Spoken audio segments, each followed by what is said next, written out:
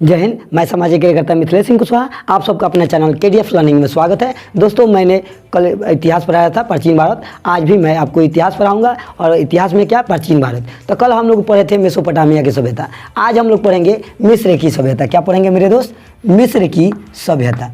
तो मेसोपोटामिया की सभ्यता में अगर आप नहीं देखे होंगे तो आप जाकर देख लीजिएगा, बहुत अच्छा से आपको समझा दिया हूँ और साथ ही साथ आपको PDF भी उपलब्ध करा दे रहा हूँ। ठीक है, तो कोई दिक्कत नहीं। थोड़ा सा गला बैठा है इसलिए आवाज़ थोड़ा सा सही नहीं आ रहा होगा। तबीयत 4-5 दिन से ख़राब था, कई दिन से वीडियो मैं आपको अपलोड नहीं कर रहा था, लेकिन सोचा कि कब कितना दिन रखा जाए। थोड़ा सा खांसी रह गया है, गला बजा हुआ है, फिर भी अब मैंने आपको वीडियो बनाने का प्रयास किया हूँ। अच्छा लगे तो लाइक शेयर जरूर कीजिएगा।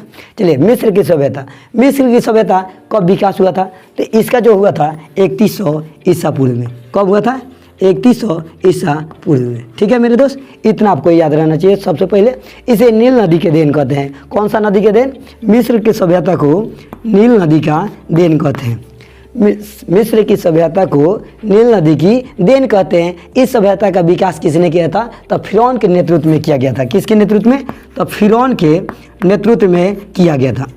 मिस्र की सभ्यता का विकास किसके नेतृत्व में किया गया था? तो फिरौन के नेतृत्व में किया गया था मेरे दोस्त। इतना आपको याद रहना चाहिए कि फिरौन के नेतृत्व में किया गया था। इस सभ्यता में पिरामिड समझते हैं? इस सभ्यता में पिरामिड,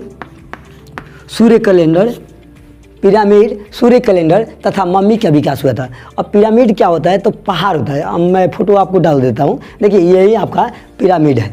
ठीक है, पिरामिड बहुत बड़ा पत्थरों से बनता है और ये पिरामिड बनाने के लिए सिंपल आदमी से नहीं बनता है, इसके लिए गुलाम रखा जाता है। और गुलाम जानते हैं, गुलाम से ज़बरदस्ती काम कराया जाता है, बहुत से गुलामों को लगा दिया जाता है। अब इतना ऊंचा है पहाड़ जैसा, अब इस पर चढ़ेगा पत्थर, लेकिन गुलाम से आप कोई भी काम करवा सकते हैं। जैसे आप बाहुबली फिल्म देखे होंगे तो जो गुलाम रहता है लोग तो उनसे खिंचवाता है लोग, नहीं कोई मशीन का प्रयोग नहीं होता है, सब आदमी से ही भलाल देव का मूर्ति उठवाता है लोग। ठीक है, तो उसी तरह से ये गुलाम से ही सारा पत्थर, पिरामिड, सूर्य कैलेंडर तथा मम्मी का विकास हुआ। अर्थात इस सभ्यता का रसायन शास्त्र सुदृढ़ था। अब रसायन शास्त्र के मतलब समझ रहे हैं क्या कहने के मतलब?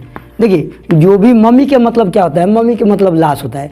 जो भी लाश रहता था वो बहुत दिनों से सुरक्षित रखा जाता था, उसमें कोई जंक नहीं लगता था, कोई ख़राब नहीं होता था। ये देखिए जो फोटो है, ये एक लाश ही है मम्मी, वो कितना दिन से है, यानी केमिकल का प्रयोग किया गया, यानी रसायन शास्त्र का इतना प्रयोग किया गया कि ये अभी तक खराब नहीं हो पाया है। इसलिए कहा जाता है कि इस समय रसायन शास्त्र का सुदृढ़ प्रयोग था, यानी रसायन शास्त्र इस समय अच्छा था।